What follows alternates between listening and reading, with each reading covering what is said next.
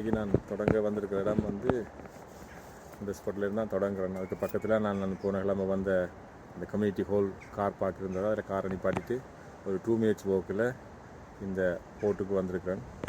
ஒரு காலத்தில் சரியான பிஸியாக இருந்த ஒரு இறங்குத்துறை, உள்நாட்டு இறங்குத்துறை உண்டு. இப்போ இருக்கிற நிலைமை சனி ஞாயிறுகளில் தான் இந்த மியூசியம் திறந்துருக்கும். இன்றைக்கு பூட்டி தான் கிடக்குது. ஆனால் இதுதான் அந்த இறங்குத்துறை. ஒரு காலத்தில் இந்த டெர்வெண்ட் நதி வந்து இந்த இறங்குதுறைக்கு உள்நாட்டுக்களால் சரக்குகளை கொண்டு வந்து கொண்டிருந்த ஒரு இறங்குதுறை தான் இந்த இடம். அது எப்படி இருக்குன்னு பாருங்கள். இப்போ வரலாறுகள் எல்லாம் இப்படித்தான் சுற்றி வர வீடுகளும் அதுகளும் வந்து அப்படியே இது ஒரு அனாதரமாக இருக்கிற மாதிரி ஒரு நிலைமையெல்லாம் இருக்குது. ஆனால் சனி ஞாயிறு திறந்துருக்குன்னு சொல்லி இதில் போட்டு கிடக்குது. ஒரு காலத்தில் இனியிலேன்ற ஒரு பிஸியாக இருந்த ஒரு இடமா இருந்திருக்கும் 18ஆம் நூற்றாண்டுகளில். இந்த டெர்வெண்ட் அந்த நதியோட நடக்கிற அந்த பாதையில் வந்து இப்படியான கட்டிடங்கள் கணக்க காணலாம். அதெல்லாம் அதை அப்படி போட்டிருக்குறாங்க. அந்த வேயை வந்து ஹெரிட்டேஜ் வேன்னு தான் போட்டிருக்குது. அதில் முதலாவதாக இப்படி ஒரு சரித்திரம் இன்றைக்கு பதிவேற்றப்படுகிறது.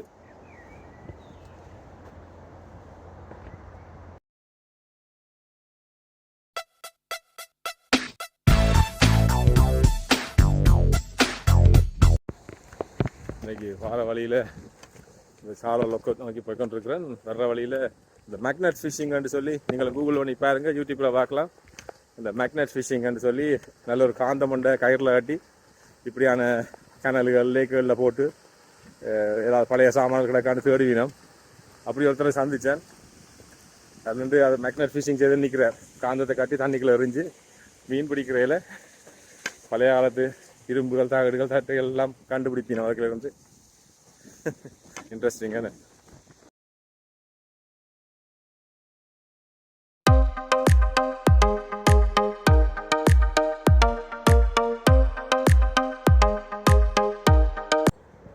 இந்த சைனுகள் தான் எங்களுக்கு ஒரு நம்பிக்கையை தருகுது நாங்கள் சரியான பாதையில் போகிறோம்ண்டு. இந்த போஸ்ட்டில் பார்த்தீங்கன்னா இது ஏற்கனவே இப்படி ஒட்டியெல்லாம் இருக்கிறது தான் போஸ்ட்டுகளில் நாங்கள் கவனிக்கிறதில்ல தானே. இப்போ நான் வந்து சார்லோலேருந்து அம்பாஸ்டனுக்கு நடக்க போகிறேன். ஒரு 45 நிமிஷம் காட்டுது எனக்கு. இந்த ஒரு கண்ட்ரியில் எனக்குள்ளால நான் நடக்கணும். அங்கே போய் பார்க்கணும். ஏன்னா அது அந்த ஆற்று வழியில் இருக்கிற இன்னொரு கிராமம். அந்த கிராமத்தை நோக்கி நடக்க தொடங்குறேன்.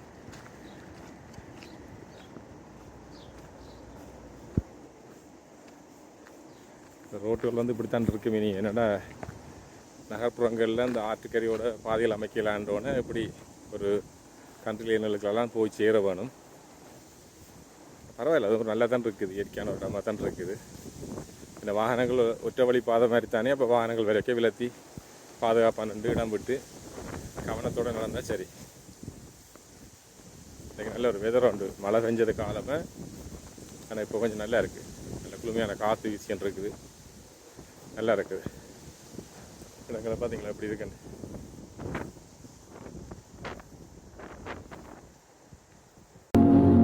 You will understand that happiness was always about learning how to live with yourself, that your happiness was never in the hands of others.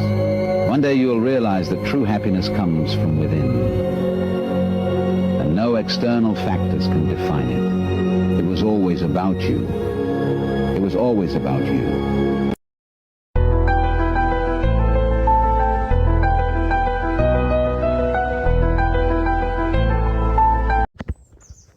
இந்த ரோட்டை பார்த்தா ஊரில் நடந்து வர மாதிரி தான் இருக்குது.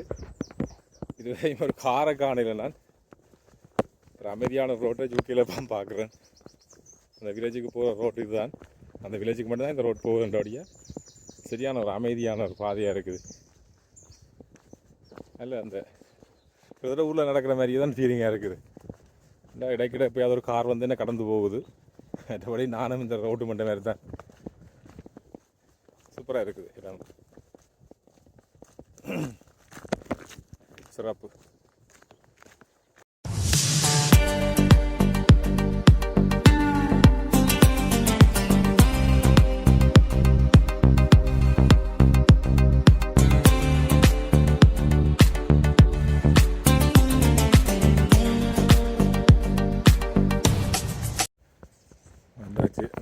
கிராமத்துக்கு வந்தாச்சு.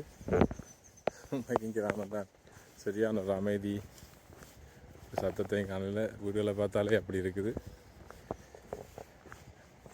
அப்படி ஒரு கிராமம் தான் இது. ஒரு அமைதியான ஒரு கிராமம். அதான் அந்த நடந்து வர்ற பாதையில் ஒரு வாகனமும் என்ன கடந்து போகல என்று அதெல்லாம் இப்போ யோசிக்க சரியாக தான் தெரியுது. அப்படி ஒரு அமைதியாக இருக்குது. இது ஒரு டீ ரோட் உண்டு. இதில் முடிவு எங்கே போய் முடியுதுன்னு பார்த்துட்டு திருப்பி நான் அந்த அடுத்த பக்கத்தில் போகணும். சும்மா வந்ததுக்கு ஃபுல்லாக போய் பார்த்துட்டு வருவோம்ட்டு போகிறேன்.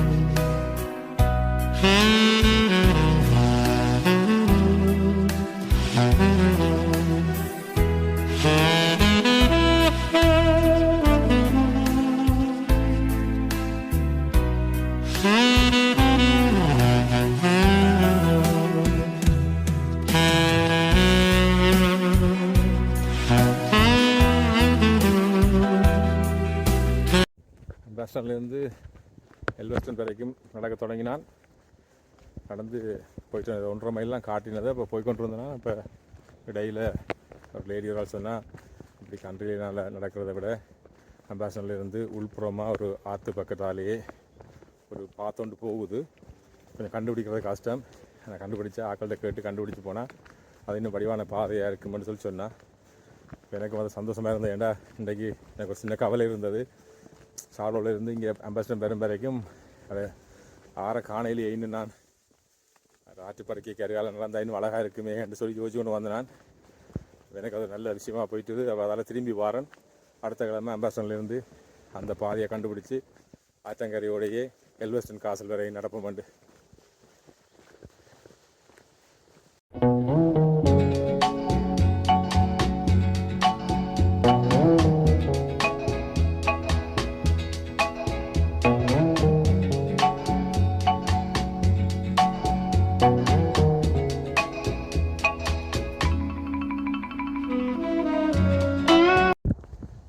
வெயில் இன்றைக்கு காலம் மழை பெஞ்சாதானே இந்த மழை வெயில்னு சொல்லுவாங்க ஊரில்.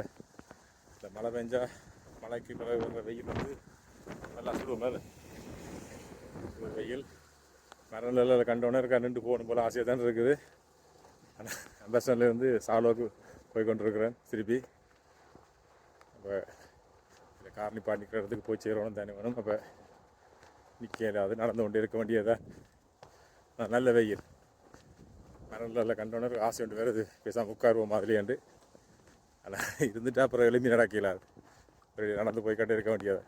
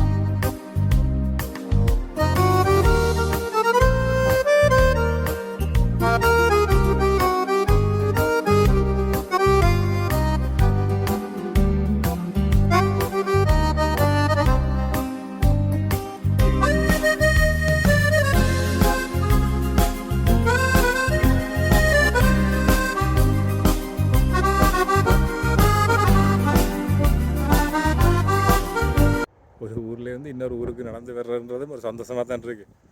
போட்டை கண்டோன்னே ஒரு சந்தோஷம் பெறும் பாருங்க. அப்பாடா வந்துட்டோமா அண்டு அப்பாடா இந்த போட்டை கண்டோன்னா அப்படி ஒரு சந்தோஷம் உண்டு எனக்கு. சிறப்பு. தொலைவினிலே வானம் தரைமேல் நானும்